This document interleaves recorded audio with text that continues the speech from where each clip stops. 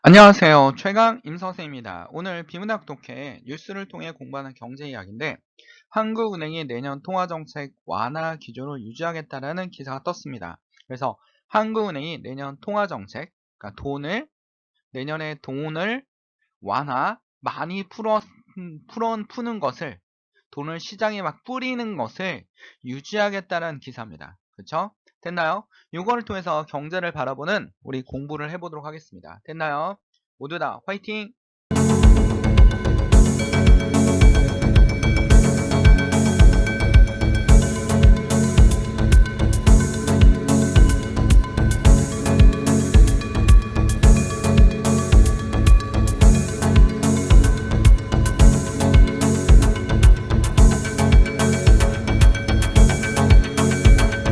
자, 기사들을 보면 뭐가 나왔냐면 한국은행은 중앙은행이죠. 한국은행은 우리나라 중앙은행입니다.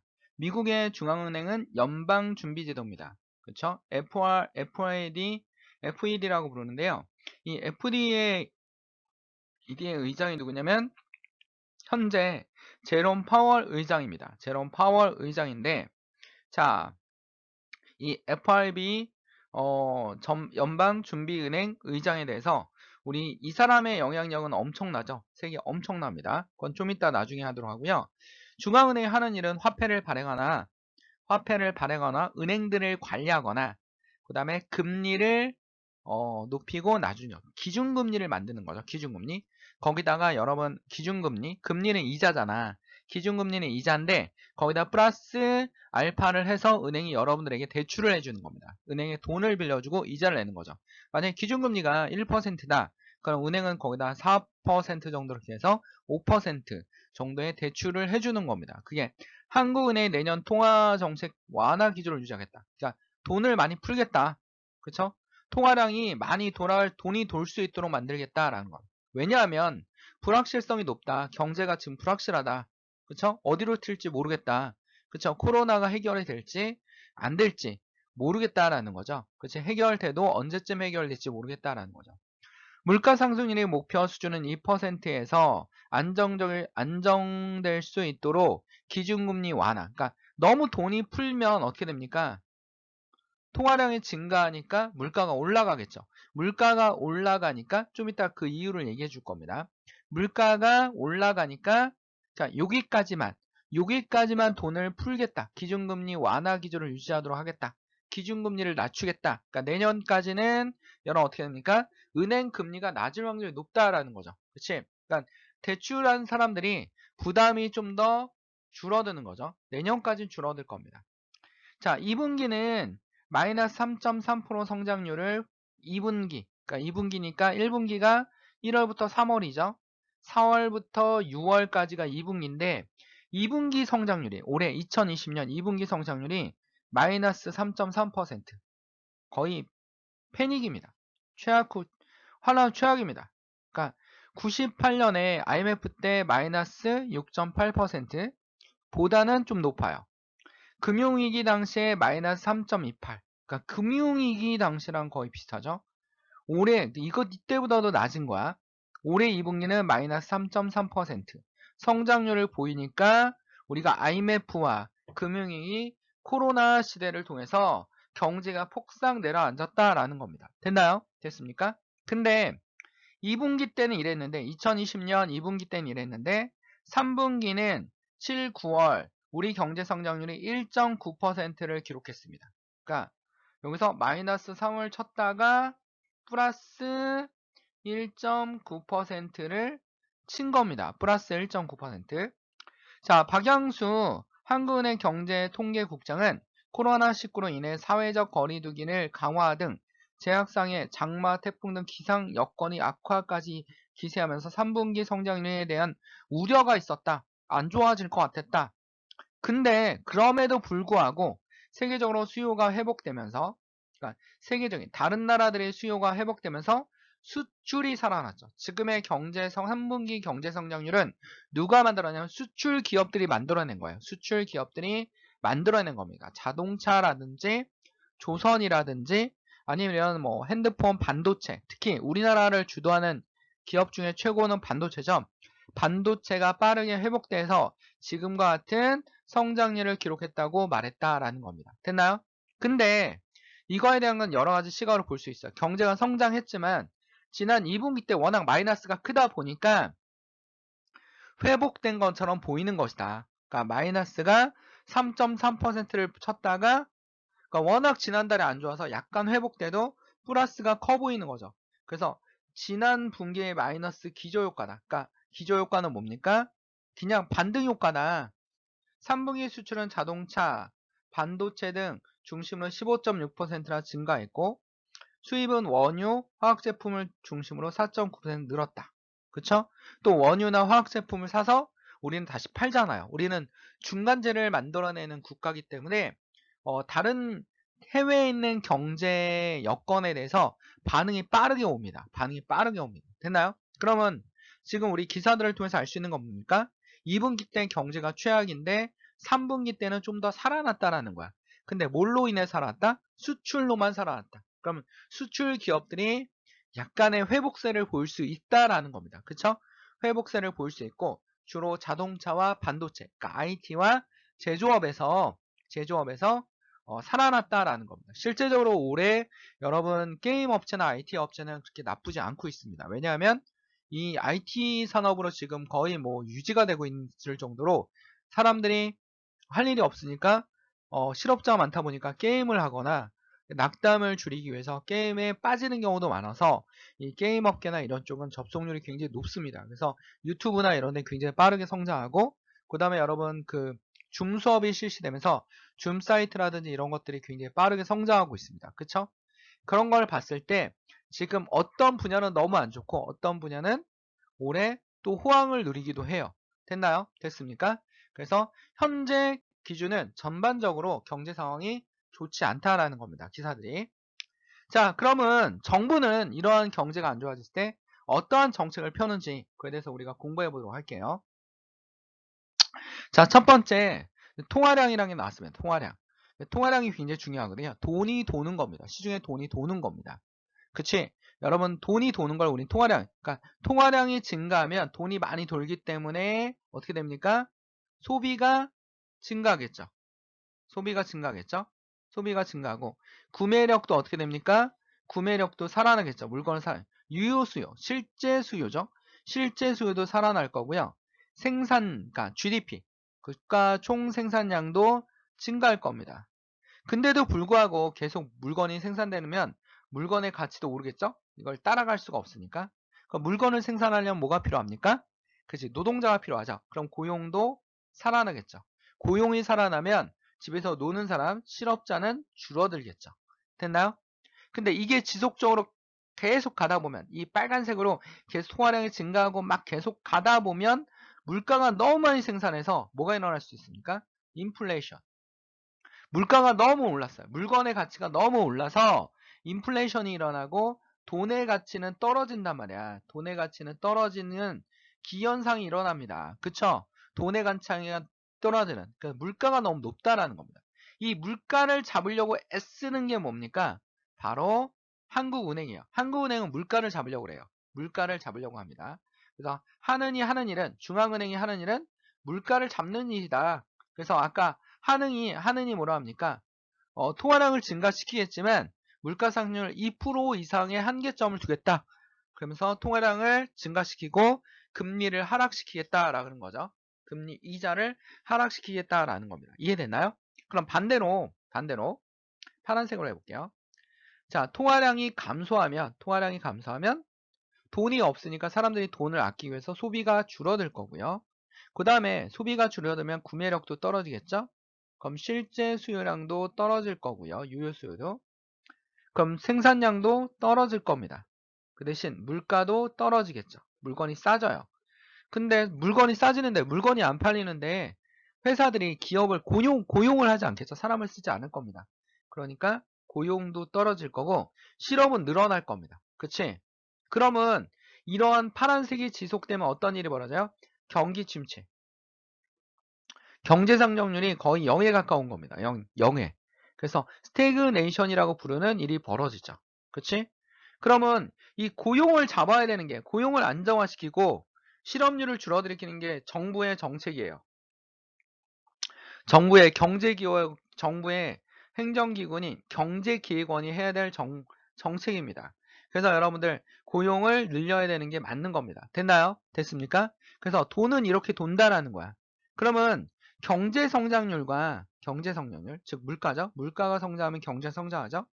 실업률은 비례합니까? 반비례합니까? 반비례합니다. 물가가 오르면, 그치? 물가가 오르면 경제가 성장해요. 실업률이 감소한단 말이야. 빨간색으로. 근데 물가가 떨어지면 실업률이 늘어나는 일이 벌어집니다. 그러니까 이쪽으로 너무 치우치면 실업률이 늘어나면 경기 침체, 스태그네이션이 되는 거죠. 다른 말로 하면 디플레이션이 되는 겁니다. 됐나요? 근데 이쪽으로 너무 치우치면 여기 물가가 줄어들면서 경제가 성장하죠. 그러니까 물가가 늘어나면서 경제가 성장하죠. 실업률은 줄어든단 말이야. 그러니까 둘은 비례하다 반비례한다. 이렇게 반비례하는 곡선을 보이는데 여기 왜 삐져나왔냐고 물어보는 학생들이 있더라고요. 요 잘 질문했어요. 왜 삐져나왔냐면 물가 성장률은 플러스 값도 보이지만 마이너스 값도 보일 수 있습니다. 물가가 마이너스 성장을 칠 수 있습니다. 됐나요?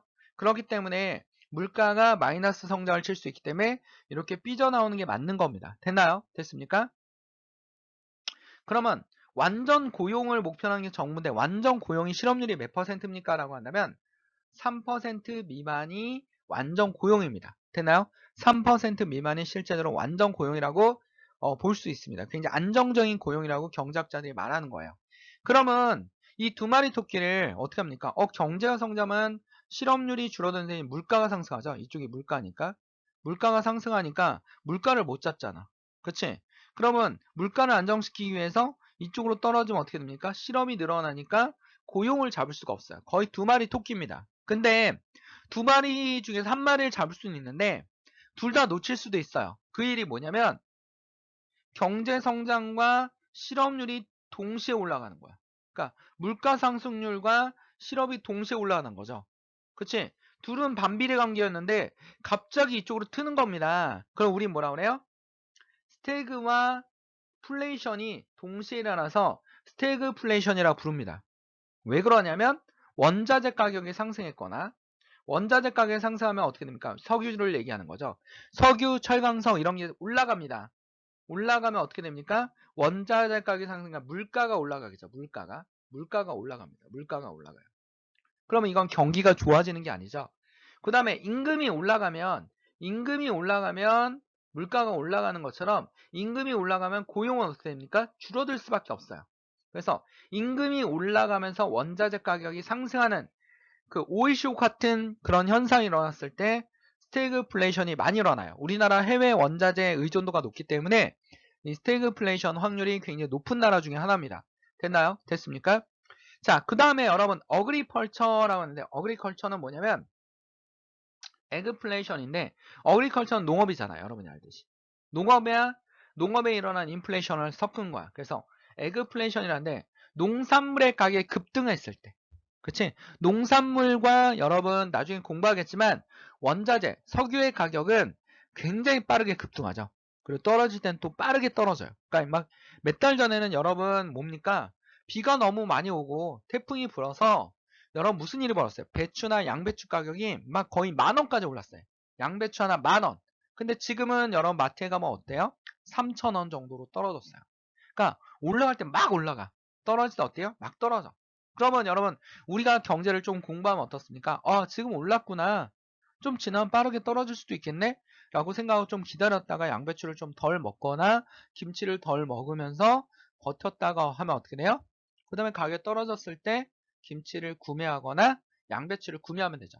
배추값이 오르면 김치값도 오르더라고요. 그치? 실제적으로 굉장히 빠르게 옵니다. 이번에 여러분이 선생님 보니까 그 태풍이 왔을 때 배추 가격이 급등했어요. 그 인터넷으로 배추를 구매했는데 그게 뭐 그 10kg에 뭐 한 2만원, 3만원이면 구입을 했는데 갑자기 10만원으로 뛰었더라고요. 그러니까 김치를 좀 아껴 먹는 아니면 기존에 만들어 놨던 김치 좀 싸게 파는 사이트를 찾을 수밖에 없는 그치? 그런 일들이 벌어지는 거죠. 그치? 자, 그래서 이런 일들이 바로 에그플레이션입니다. 됐나요? 그러면 스태그네이션, 경기 침체, 인플레이션, 뭡니까? 그치? 물가 상승, 경기 과잉. 그 다음에 자, 어그리컬처와 인플레이션을 합쳐서 에그플레이션. 뭡니까? 농산물 가격의 급등. 그 다음에 또 뭡니까? 스태그플레이션. 물가와 실업률이 동시에 증가하는 일이 벌어지는 거죠. 됐나요? 됐습니까? 이게 바로 스태그네이션입니다. 됐죠? 자, 정부는 이러한 정책을 어떻게 펼 것인가? 이런 통화량을 너무 과잉되거나 인플레이션이 일어나거나 너무나 어떻게 됩니까? 너무나 스태그네이션이 일어났을 때, 경기 침체가 일어났을 때 정부가 어떠한 정책을 펴야 되는지, 그 다음에 한국은행은 어떠한 정책을 펴야 되는지 그런 거에 대해서 우리가 공부를 해보도록 하겠습니다. 자, 경기가 이렇게 올라가요. 그럼 우리는 이걸 뭐라고 해요? 인플레이션. 그러니까 자본주의는 항상 이렇게 파동을 만듭니다. 파동을 만들어요. 경기가 좋아졌다? 안 좋아졌다. 지금은 아파트 가격이 올라가고 있잖아요. 또 어느 시점이 지나면 아파트 가격이나 부동산 가격이 떨어질 수도 있습니다. 그치? 전국이 다 오르는 건 아니거든요. 지금도. 그러니까 떨어질 수도 있고 올라갈 수도 있습니다. 그래서 여러분들 항상 올라갈 때 사지 말고 떨어질 때 사야 됩니다. 떨어질 때. 그치? 떨어질 때 사야 되는데 올라갈 때 사니까 떨어졌을 때도 이제 바닥을 쳤을 때. 부동산 경기는 되게 오래 걸리거든요. 한번 올라가면 뭐 한 1, 2년 갔다가 또 떨어질 때도 굉장히 큰 충격이 없는 이상. 그치? 2008년에 있었던 금융위 같이 큰 충격이 없는 이상 막 급하강하지 않습니다. 그치? 자, 그렇다면 여러분 한번 봐봐. 자본주의는 항상 올라왔다 떨어졌다 해. 근데 정부가 하는 정책이 뭐냐면 경기 과잉으로 가려고 그래. 그럼 어떻게 돼? 막는 거죠. 경기 침체로 가려고 그래. 막는 거야. 그래서 최대한 완화한 곡선을 보이도록 만들어주는 게 정부의 역할입니다. 너무 경기 과잉이야? 야, 더 이상 올라가지 마. 그치? 올라가지 마. 가끔 정부의 정책들이 안 먹히기도 해요. 자, 그 다음에 더 이상 내려가지 마. 실업률이 너무 높아. 사람들이 많이 자살해. 기업들이 도산하고 있어. 이런 스태그네이션이 오면 기업들이 도산하고 사람들이 자살하고 그치? 막 이런 일들이 벌어지고 경기 과잉이 오면 어떻게 됩니까? 상대적 박탈감이 벌어지죠.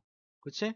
지금 뭐 부자들은 더 부자가 되고 솔직히 부자들은 이때도 부자가 되고 이때도 부자가 돼요. 자본주의는. 근데 힘든 사람들은 이리 가도 힘들고 저리 가도 힘들고 그러니까 어떻게든 우리가 이 경제에서 자본주의에서 살아남기 위해서 엄청난 노력이 좀 필요합니다. 그치? 노력이 좀 필요하긴 해요. 그러니까 막아주는 거란 말이야. 이 정부가 인플레이션 일어났어? 정부는 어떻게 합니까? 통화량을 어떻게 돼요? 감소시켜야 되죠. 통화량 억제를 막 시키는 거야. 그치? 그치? 그 한국은행은 어떻게 합니까? 금리, 이자를 높여서 돈을 빨아들이는 거야. 돈을 빨아들여야 돼. 그치? 이쪽에 가면 어떻게 합니까? 경기가 너무나 안 좋아. 통화량을 풀어. 최대한 통화량을 풀어주는 거죠. 그 다음에 중앙은행인 한국은행도 어떻게 합니까? 금리를 낮춰서 막 대출도 해주고 막 이러는 거죠. 그치? 지금 이거잖아. 이거야, 지금. 그치? 경기가 워낙 안 좋으니까. 그치? 안 좋은 상태가 내년까지 갈지는 모르겠지만, 하여튼 경기가 지금 안 좋아요. 어떻게든 이걸 회복해야 돼요. 가장 먼저 회복될 게 뭡니까? 코로나가 없어져야죠. 코로나가 없어져야지만 경기가 살아난다는 겁니다. 됐나요? 됐습니까? 그럼 정부와 한국은행의 정책을 나눠서 한번 공부해볼게요. 자, 인플레이션이 일어났을 때하고 스태그네이션이 일어났을 때 정부가 어떠한 정책을 그리고 한국은행이 어떠한 금융통화 정책을 쓰는지 하나하나 공부해 보도록 하겠습니다. 정부는 뭐 하려고 합니까? 완전 고용을 잡으려고 하고 한국은행은 물가를 안정시키는 것이 목적입니다. 됐나요? 자, 그럼 봐봐. 인플레이션이 일어났어. 인플레이션이 일어났습니다. 그럼 정부는 어떻게 합니까? 세율을 인상하죠. 세금의 퍼센트지를 인상하는 겁니다. 그러니까 세금이 3%인데 10%를 인상해요. 10%를 인상해. 그러면 옛날에 1000만 원 벌면 30만 원 냈잖아. 근데 이제 얼마 내야 됩니까? 100만 원 내야 돼요. 그럼 쓸 돈이 어떻게 돼요? 줄어들죠. 소비할 돈이 줄어들기 때문에 통화량이 줄어듭니다. 엄청나게 많은 사람들에게 이렇게 걷기 때문에. 그리고 새로운 세금을 제정해서 세금을 좀 더 걷어들입니다. 그쵸? 세금을 걷어들이고 그래서 통화량을 감소시키는데 집중한단 말이야. 특별소비세. 특별소비세는 주로 어디에 많이 붙냐면 이 고가품, 사치품 이런 거 있죠.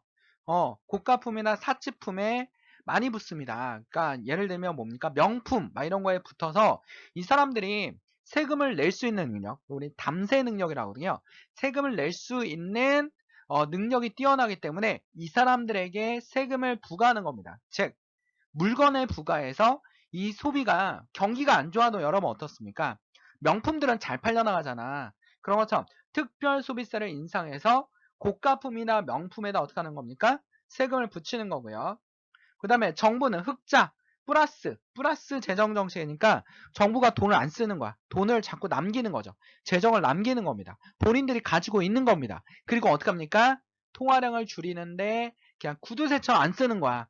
뭐 공공사업도 덜 하고 또 미루고 막 이렇게 공공사업 뭐 도로나 뭐 철도, 지하철 이런 거를 건설하는 걸 미루는 겁니다. 뭐 공공도서관이나 주차장 이런 것도 미루는 거죠. 미뤄서 돈을 안 쓰는 겁니다. 그리고 공공사업을 축소해서 모두 다 뭐에 집중하고 있어요? 돈을 안 쓰는데, 통화량을 줄이는데, 국민들의 통화량을 돈을 걷어들이는데 집중하고 있죠. 그래서 인플레이션을 막아내기 위한 정책입니다. 됐나요? 그럼 반대로 경기 침체가 왔어. 그럼 어떻게 돼? 세율을 감소시켜가지고 어떻게 됩니까? 세금을 줄여주는 거죠. 그리고 환급해주기도 하고요, 세금을. 기존 세금을 폐지하기도 합니다. 너희들 써. 그냥 돈 써. 하고서 막 돈을 막 푸는 거예요. 특별 소비세를 어떻게 합니까? 하락하거나 폐지하죠. 명품도 사. 돈을 막 쓰길 원해. 적자 재정입니다. 그치? 기존의 재정보다 뭐 한 1,000억 정도의 재정이 있는데 이거보다 훨씬 더 많이 쓰는 거죠. 국민들에게 막 돈도 나눠주고 긴급 생활자금 막 이런 거, 긴급 뭐 재난지원금 막 이런 거 하면서 막 나눠주는 겁니다. 엄청난 적자를 보면서 돈을 푸는 겁니다. 그리고 공공사업을 확대하죠. 일자리를 창출하기 위해서 없는 도로도 만들고 철도도 계획이 없었는데 깔아놓기 시작하고 자꾸 공공사업을 통해서 어떻게 합니까? 고용을 창출하는 거예요. 그래서 스태그네이션, 즉 디플레이션이 왔을 때는 정부는 어떻게 한다? 돈을 푸는데 집중적으로 하고 고용을 창출하기 위해서 공공사업을 창출하고 일자리를 창출해 줍니다. 이게 뭡니까? 정부의 재정정책이에요. 정부의 재정정책은 뭐 하는 거라고요? 완전 고용을 목적으로 하는 겁니다. 됐나요? 자, 한국은행 금융통화정책입니다. 한국은행은 물가를 잡는 게 목적이기 때문에 자, 만약에 인플레이션이 왔어요. 경기 광이야 막. 물가 끝없이 올라가. 그럼 금리를 어떻게 합니까? 인상하는 거죠. 그치? 이자율을 인상하는 거야. 그럼 사람들이 돈을 씁니까? 저축합니까? 저축하는 거죠. 야, 10% 이자를 주는 저축이 나왔어. 그럼 막 줄 서잖아요. 요즘에 뭐 5%만 나와도 줄 서죠. 그래가지고 금리 인상을 하여서 어떻게 합니까? 너도 나도 막 줄 서는 겁니다. 우리 IMF 때 이자율이 10% 저축이 있었어요. 그 정도로 그때도 상당히 안 좋았습니다. IMF 디플레이션인데 저축하는 사람이 없으니까 국가 돈이 없어. 그러니까 뭐 특별 저축, 이자율 막 이런 게 있었어요. 금리를 인상합니다. 지급준비율을 잘 이해해야 됩니다. 만약에 A은행이 있습니다. A은행이 있는데 A은행이 자, 한 1,000억을 가지고 있어요. 1,000억을 가지고 있는데 야, 은행에 1,000억의 돈을 가지고 어떻게 합니까? 돈을 불려야 되죠. 건물도 사고 임대업도 하고 주식 투자도 하고 채권도 매입하고 하면서 이자율을 받고 막 이러는 거죠. 그래서 채권을 매입한다는 건 뭐예요? 돈을 빌려준다는 거야. 기업들에게 돈을 빌려주는 겁니다. 열심히 돈을 빌려줘요. 기업들에게 돈을 빌려줘서 이자를 받아서 어떻게 합니까? 돈을 벌어들이는 거죠. 은행들은. 그런 일을 합니다. 그러니까 금리를 인상해요. 기준금리를 인상하면 은행들은 기준금리가 4%다. 그럼 거기다 플러스 알파로 뭐 5%를 더해가지고 대출금리 9% 이렇게 만들어내는 거잖아.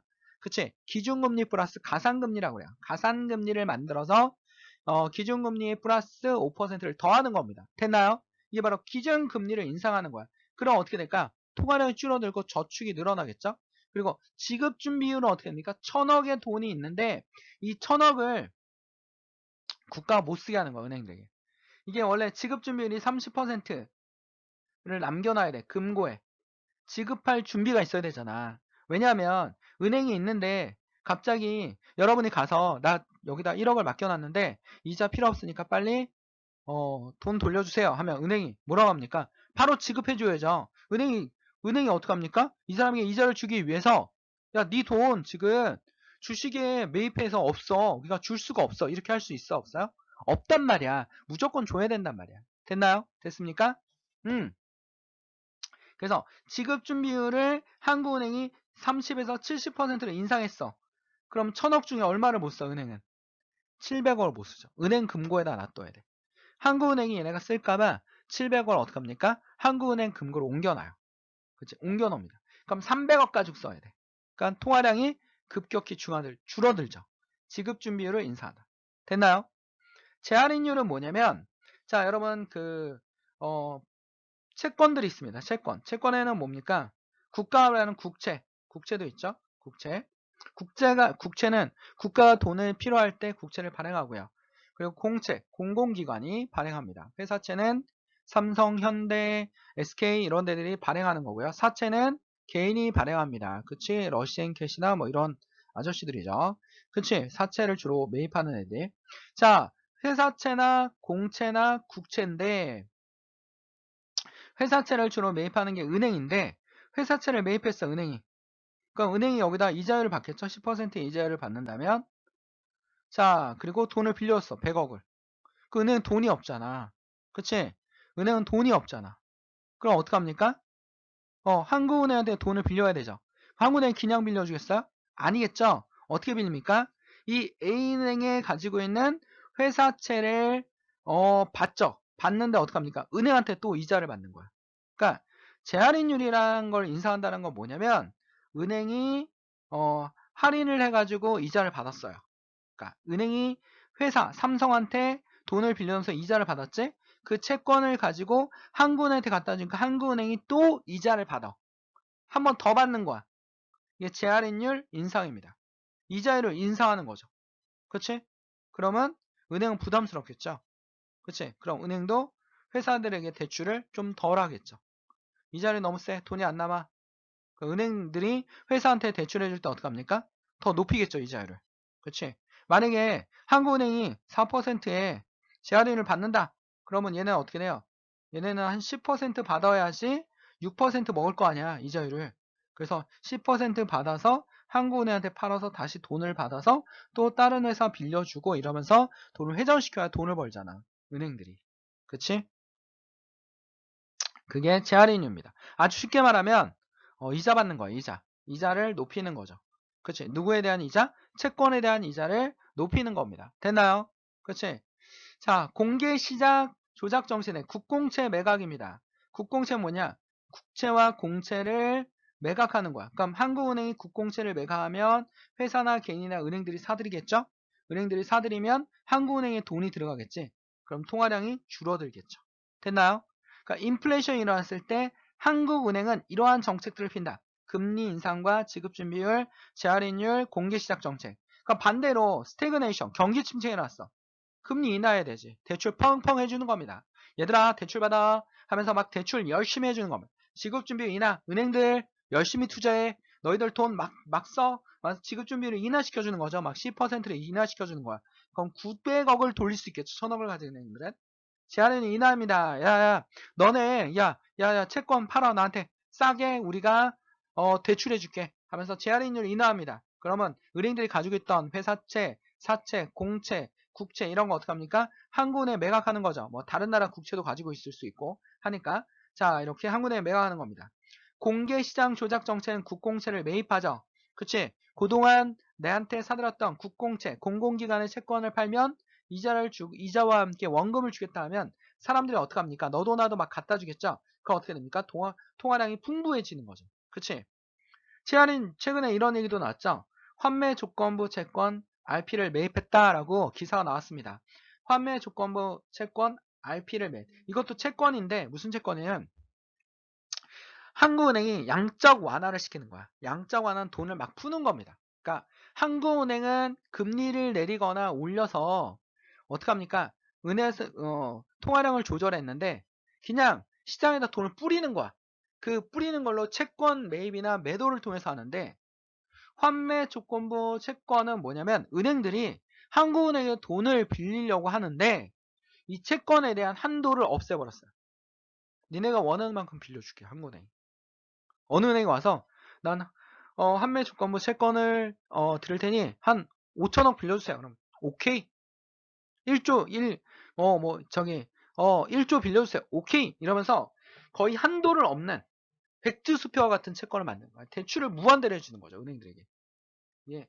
환매 조건부 채권입니다. 그럼 은행들은 엄청난 돈을 가지고 있기 때문에 회사들에게 대출을 하거나 개인에게 대출을 막 해주겠지. 그래서 이걸 뭐라 그래? 한국의 양적 완화 정책. 그렇지. 돈을 푸는 겁니다. 돈을 푸는 정책. 금리를 통해서 돈을 푸는 게 아니라 직접 돈을 막 뿌리는 거죠. 돈을 뿌리는 거야. 그런 양적 완화 정책을 피죠. 미국도 양적 완화 정책을 피잖아요. 그치? 달러를 막 찍어내면 달러의 가치가 떨어지니까 어떻게 됩니까? 미국의 돈의 가치가 떨어지겠죠. 그럼 미국의 물건의 가치가 떨어지겠죠. 그럼 다른 나라가 미국 물건을 많이 사겠죠. 그런 식으로 경제를 회복시키는 겁니다. 미국이. 됐나요? 자, 나중에 좀 더 깊은 얘기를 해주겠습니다. 이 미국의 정책에 대해서는 따로. 오늘 너무나 수업이 길어지기 때문에 자, 이렇게 정책을 피면 됩니다. 이해됐나요? 자, 문제 하나만 풀어봅시다. 다음 자료에 나타난 경제 상황의 변화와 정부 및 중앙은행의 입장으로부터 추론할 수 있는 내용. 자, 중앙은행의 입장, 정부 및 중앙은행의 입장입니다. 됐나요? 여러분 뭘 기억하고 있어야 됩니까? 정부는 뭘 원해요? 고용정책. 완전 고용을 원하고 중앙은행은 물가 안정을 원합니다. 추론할 수 있는 내용은 것은 A국의 정부와 중앙은행은 고통지수 상승의 심각성을 인식하고 있습니다. 고통지수가 갑자기 나왔어요. 근데 상승하고 있대. 경기가 안 좋은 거죠.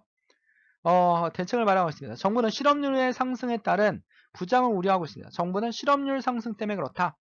중앙은행은 물가 상률. 그럼 실업률과 물가가 동시에 상승하니까 스태그네이션이 아니라 플레이션이 일어난 거죠. 플레이션.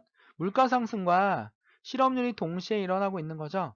이런 일이 벌어지고 있다라는 거야. 그러면 중앙은행은 무슨 정책을 필까요? 중앙은행은 물가 상승하니까 어떡합니까? 통화량 감소 정책을 피겠죠. 정부는 어떡합니까? 통화량 증가 정책을 피겠죠. 그렇지. 따로따로 놀 수밖에 없단 말이에요. 둘이. 그렇지. 실제로 실업률과 물가가 둘 다 증가해버렸네요. 이러한 정책이 나왔습니다. 1번. 정부는 조세 인하 등의 정책을 선호할 것이다. 정부는 세금을 인하하면 어떻게 합니까? 통화량 올라가겠죠. 맞는 얘기입니다. 그렇지? 정부는 재정 지출 확대 등의 재정 지출, 통화량이 증가하겠죠? 그렇지? 맞는 얘기입니다. 정부는 실업을 잡아야 되니까요. 됐나요? 중앙은행 금리 인상 등의 정책을 선호할 것이다. 중앙은행은 금리를 인상해야지 물가가 안정화되겠죠? 그럼 금리를 인상해서 물가를 안정시켜서 통화량을 감소시키는 게 목적입니다. 중앙은행은 국공채를 매입하면 통화량이 늘어나겠죠? 통화량이 늘어납니다. 왜냐하면 채권을 매입해서 돈을 어떻게 합니까? 개인이나 회사한테 주니까 회사와 개인은 돈을 쓸 돈이 많아지기 때문에 통화량이 늘어날 수밖에 없어요. 그러면 3번과 4번은 반대되는 정책이잖아. 그 답은 몇 번입니까? 4번이 잘못된 거죠. 유가 급등과 같은 해외 여건의 변화로 인해 발생할 수 있다. 맞죠? 스태그플레이션은 이러한 여건으로 인해서 발생할 수 있습니다. 됐나요? 여러분들? 경제는 공부해두면 완전히 도움이 됩니다. 됐나요? 실제적으로 20살이 되든 30살이 되든 도움이 됩니다. 우리는 무슨 주의 국가에 있어요? 자본주의 국가에 있습니다. 그렇기 때문에 필요합니다. 됐나요? 모두 다 화이팅! 구독, 좋아요 해주시면 선생님이 힘이 됩니다. 그동안 구독해주신 학생과 학부모, 일반인들에게 감사드립니다. 그리고 더욱더 많은 구독을 해줘야 선생님이 이 일에 전념할 수 있습니다. 그리고 사기도 올라가겠죠. 여러분이 구독할 수 있도록 좋은 컨텐츠 제작을 위해서 최선을 다하겠습니다. 됐나요? 모두 다 화이팅!